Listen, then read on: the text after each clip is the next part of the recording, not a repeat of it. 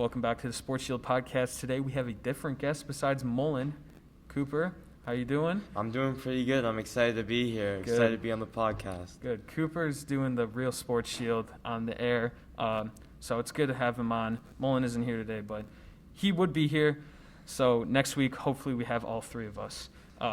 Jumping in straight away into local news, we got the football game tonight, right? Glenbard North, they're away. Glenbard North is 1-3, so I think that we could pull off the win. We'll see. We'll see. Right, 3-3 if we win, right? 3-3, yeah, so of course. 500 record. I'll take that. Yeah, I'll take that. That'll work.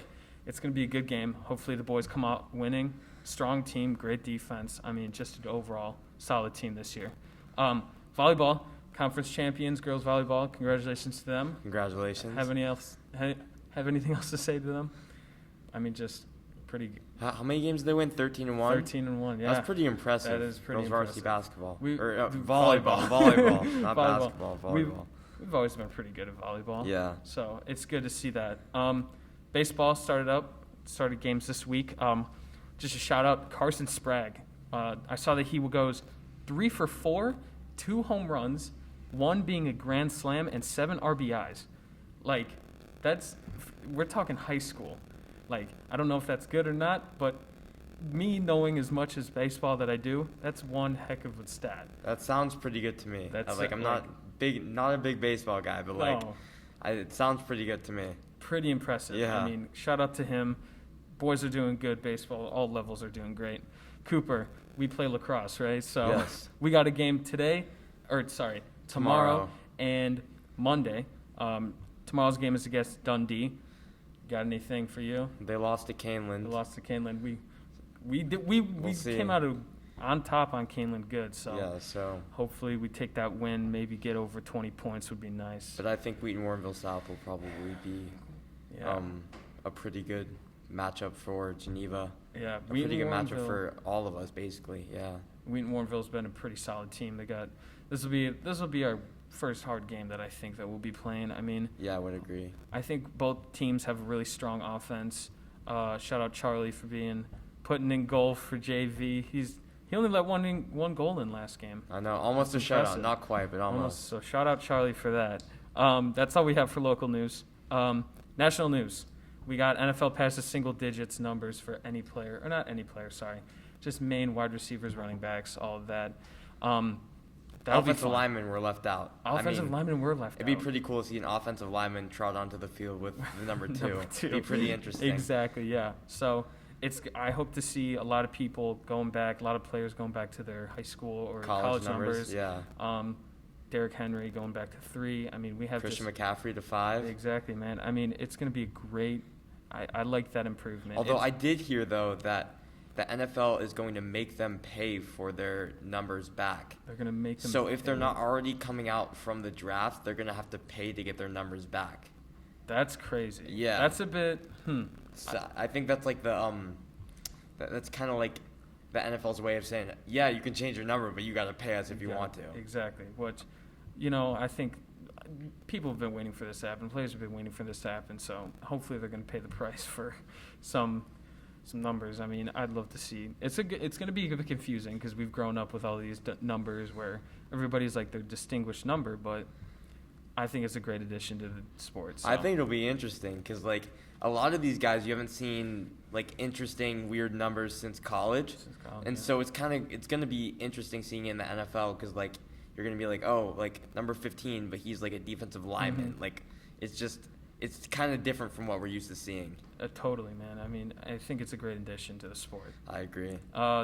Next draft, next Thursday. Cooper, you're really big into the draft. Really big into the draft. Do you want to touch up on anything? Yeah, so this draft is pretty interesting because there's 5 quarterbacks who could possibly be taken in the top 10, and there's a lot of movement that can go on in the top 10 because of the 5 quarterbacks. And it kind of seems like the draft kind of starts at 3, right? Because Zach Wilson probably going to the Jets, and then Trevor Lawrence probably going to the Jaguars. So the Niners have a choice between Mac Jones, Trey Lance, or Justin Fields, and then then the cards will kind of fall as they will, depending on who they pick. So you'll see people trade up or trade down depending on what their 49ers pick. So they kind of play the most pivotal role in the draft right now. Yeah, of course. Zach Wilson, I did hear that he's in talks with the Jets today, or just recently. So I think we're going to see him at the Jets.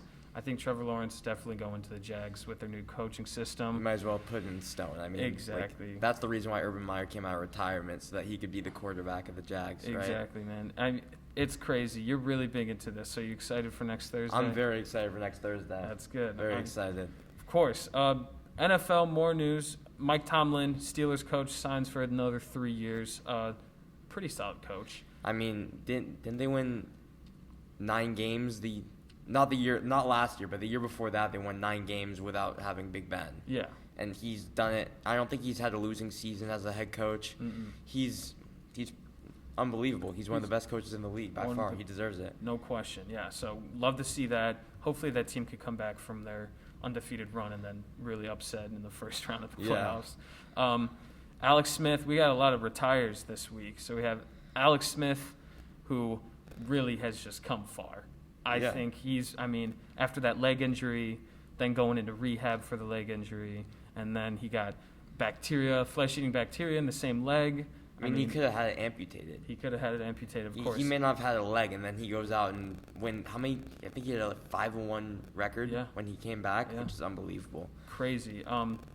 Led them to the playoffs. Impressive. Yeah. So didn't play in the playoff game, but he did lead him to the playoffs. He did.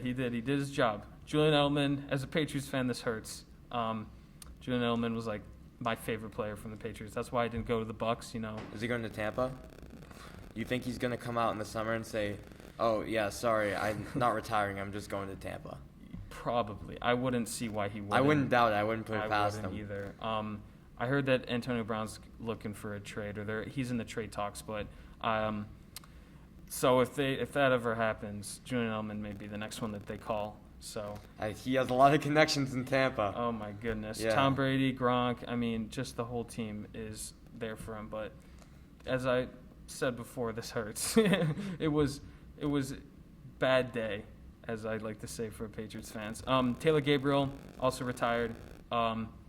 He was a wide receiver for the Bears, pretty fast guy. I mean, I don't know if he was ready to retire. I don't know either. I don't even think he was 30 yet. He's a young player. Yeah, I don't think he was 30. Yeah, I think he's pursuing some other career, which is good for him. Yeah, good luck to him. But man, he was a young player, and I think he had a lot of star potential to go out. So being a Bears player, and then I think he was at the Falcons first. So yeah, I'm not quite sure where he was before that, but exactly. I know that he was pretty solid for the Bears, a pretty good wide receiver who definitely has a place in the league still if he chooses to come out of retirement. Yeah. And I wish him the best. Of course. Speaking of the Falcons, Cordell Patterson from the Bears also signs with the Falcons. So he was a really solid kick returner for us over at the Bears. Pretty solid running. I mean, he was also at the Patriots. He's played everywhere, Minnesota. Everywhere, Yeah, he was a really good kicker. I say he's one of the better ones in the league, right? He returns them all the time. Yeah. Like more than one a year, which is pretty impressive. Yeah, I mean, he reminded me of Devin Hester a lot over at the Bears. So yeah. I think that, it was time for them to move on. I can understand that. They're doing a little confusing work over in the Bears front office. Mm-hmm. But speaking of the Bears, I mean, we got Andy Dalton as a quarterback. Cooper, me and Mullen talked about this back in a week, but I want to hear your side about what you have to say about Andy Dalton. What do I think about Andy Dalton? I think it was a bad move by the Bears, but it's not out of character. I mean, they do it all the time. Like, they make bad moves constantly, so I'm not really surprised. I think the GM and the coach should probably go after next season. Yeah. And Andy Dalton, he's not a bad quarterback. He's a pretty decent quarterback, but he's also on the wrong side of 30. I don't think he's ever won a playoff game, and I don't think the Bears have a good enough offensive line for him to excel or a good enough offense for him to excel. So I'm not really sure if that made any sense signing Andy Dalton. No, I don't. It was very confusing for me when I first saw that, but glad to see that you're on the same page as me and Mullen because I think I'm on the same page as everyone in Chicago. Chicago, yeah. exactly. Diontae Clowney signs with the Browns. Nothing much, got to say, for him. He's been pretty quiet after he came out from Houston. So I think he went to the Seahawks. He went to the Seahawks and the Titans last year. Yes, and the Titans, yes. I mean, but he still can go. Like, there's a reason why he was picked first overall. Yes. And there's a reason why I think he was the perfect recruit coming out of high school. Yeah. So him and Myles Garrett on the defensive line, if they could get cooking, if they could get going, that's scary. Oh, yeah, yeah. Those are two big guys who are fast coming at you. Browns have a pretty solid year ahead of them. And talking about a very solid year, Cardinals, I mean, super studded lineup. I mean, crazy. They just signed James Conner from the Steelers over to go with the Cardinals and Kyler Murray. So I think they have a really strong future ahead of them. They got a lot of wide receivers, a lot of powerful players going over to the Cardinals. I would agree. If James Conner can stay healthy, he is a Top pretty 10. good running back. Yeah. He's pretty solid. I mean, he showed that his second year when he was in the league. Like, he was, I think he rushed for over 1,000 yards, and he could probably do it again. And which is scary with the Cardinals' offense and Kyler Murray and their air raid offense with Cliff Kingsbury. Yeah. I mean, that's just another weapon to the arsenal that they have. Of course, yeah. Moving on to some other stuff, just some basic things we'd like to touch on. Jake Paul fight, he won first round again. You think it's rigged? Maybe. He hit him with a good punch though when he knocked him out. Like he definitely hit him solid. But like you saw Ben Askren's face coming after the fight. Like he was like smiling. He just lost a fight in the first round, not even a minute in, and he was like smiling coming off. I'm not sure if he was smiling because he just earned a lot of money or it was because he knew what was going to happen beforehand. So yeah, I'm not sure. A lot of mixed emotions with that fight. I think it was a good fight. I mean, it wasn't a long fight, but I definitely think Ben Askren was in it for the money. So yeah, I would agree. Yeah, Super League, that new league in Europe starting up. Cooper, tell us more about that. So it actually just kind of dissolved. So a lot of the teams said that oh boy, they don't want to be in it anymore. However, the teams that signed up for the Super League were Arsenal, Chelsea, Liverpool, Manchester City, Manchester United, Tottenham, Atletico Madrid, AC Milan, Inter Milan, Juventus, Barcelona, and Real Madrid. So I think 10 of those 12 teams have said that they will not be participating, and like the other two, like, what are you gonna do? Like everyone else said that they're gone. But the issue with it is that it was such a greedy move by the teams that decided to do it, and it's kind of hard to come back from and just say like, hey, like I'm sorry we messed up. Like we wanted to like mess up your guys' clubs and your teams, but now we just want back in. And so it's just it's a tough pill to swallow for every European soccer fan because you just saw like at the blink the drop of a nail. Yeah. Literally, you're everything that you've worked for, everything in European soccer just could be gone. Yeah. So it failed, which is, I mean, good thing for European soccer. Exactly. Very good. A lot of soccer fans didn't really like that move. I mean, it was just, I was on TikTok and that movement, everybody had that profile picture of like cancel the Super League, and sure enough, 2 days later, everybody's like, we did it, everybody. And yeah, I think the Super League, the problem with it is like it's kind of like college football where it's basically saying like the best 20 like college football teams like Alabama, Ohio State, those types of teams just said, yeah, we're going to break off. We're never going to play our rivals again if they're not in our own league, and we're going to not participate in the college football playoff. We're going to have our own thing, and you guys will just have to suffer and do your college football playoff, which won't have star players in it, which won't have star coaches, the prestigious programs. It'll just be like no one's gonna watch either. So it's kind of like killing the sport. It's taking like the blue bloods out of the sport, which is like it's no fun. It ruins it. Of course. So last thing we want to touch on, Kobe Bryant's deal with Nike. his team pulled out of the deal, and they're going to pursue his own company in memorial of him, which R.I.P. Kobe, but I think that they could do a great job over at his team, just making great apparel. I think they got it really good. The foot line over at Nike was solid, so hopefully Kobe Bryant's brand takes off and is almost successful as his Nike. So. I mean, is it out of the cards though that Kobe couldn't his team wouldn't re-sign with Nike for the right price? Exactly. I don't think negotiations are over. Yeah.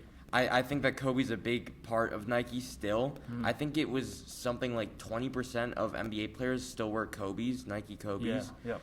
Which, I mean, that would be like crushing to all those guys who wore Kobe's every night and like love playing in the shoes, and then you're just gonna say, oh, we're gonna stop making them because we won't pay him or we won't honor what his family has to say or like their vision for his brand, because obviously Nike is a company and Kobe is he's not alive anymore, so he can't make decisions with Nike, so his family has to do it. And if you're not going to incorporate them, then I think Nike that's wrong, not incorporating them. So I think that's probably why they haven't agreed to anything yet. But I'd say that there may be a re-sign with Nike depending for the right price. Hopefully. I mean, anyway, I think before he passed, I think there was talks of him leaving and starting his own company and all this.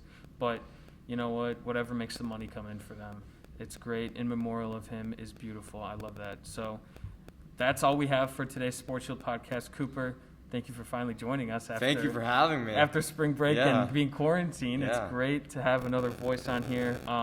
Mullen will be back next week. We'll have all three of us. It's going to be great next few weeks for all of us. Thank you for listening. Signing off. That's See you it. next week. Bye. See you next week.